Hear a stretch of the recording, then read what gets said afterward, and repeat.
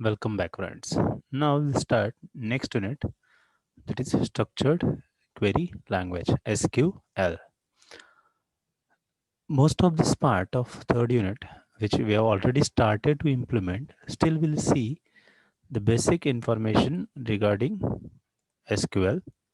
Also, like as I said, aggregate function, nested subqueries, views, modification, join, DDL, embedded SQL, ODBC, and JDBC. All this is the experimental part. Whenever we are implementing, doing experiments, we are going to see. Still, we'll just introduce some of the part. Once again, I'll revise. Most of the part of SQL we are covering while the experiment practical. Wherever there is a necessary, we'll still explain some things, some theoretical part before the lecture. So first we'll start with basic structure. Now schema used. Now here onwards, we are going to use the different query parts. We'll introduce different query commands, smarts, and for that we are using this example. So this is the schema related to the example. Account, account number is primary key. You can see here,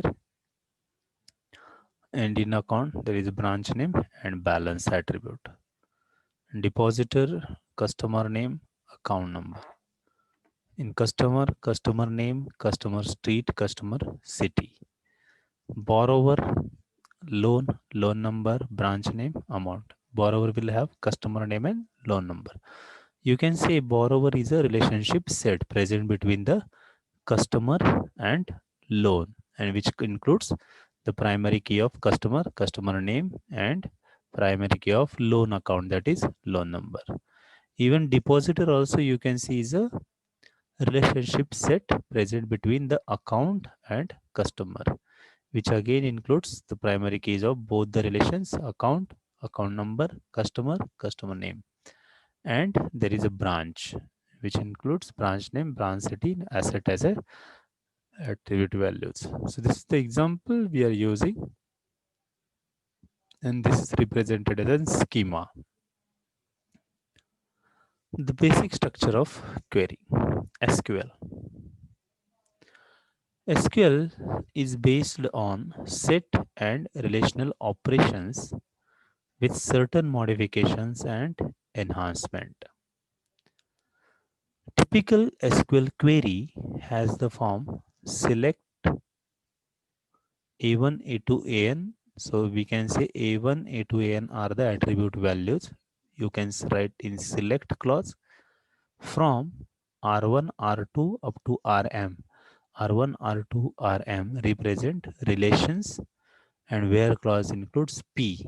So P is your predicate, that is condition.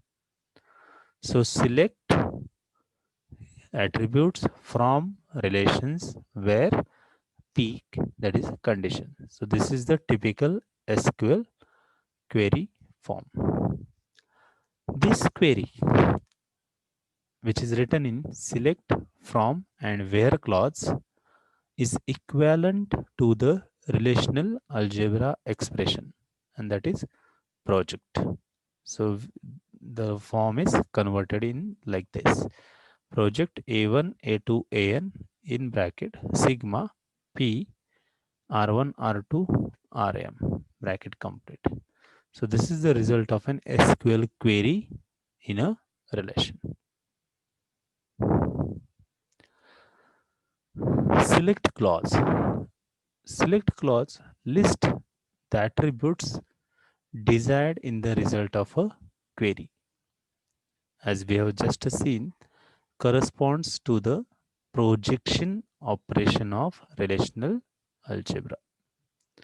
For example, suppose find the names of all branches in a loan relation. So we want to find the names of all branches in the loan relation. Loan relation you can see here.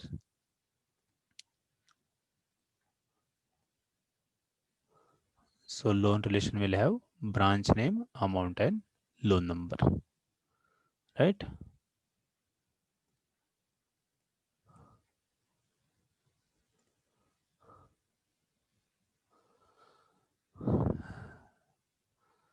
So we can write the query to find the names of all branches in the loan relation in SQL form, that is select what we want to find, branch name. So select branch name. So branch name is your A1 or attribute. From relation name is loan. Now we can see inside a query, we don't have any predicate condition. So we are not writing any condition. Select branch name from loan. This will display all the branches or name of the branches in the loan relation. So in pure relational algebra syntax, the query would be project to the base branch name and in bracket from relation loan. Now SQL does not permit hyphen character in names, but we can use branch underscore name instead of branch hyphen name in a real implementation. Also, SQL names are case sensitive. Case insensitive, it means you can use capital or small letters, no problem. You may wish to use uppercase wherever we use bold font.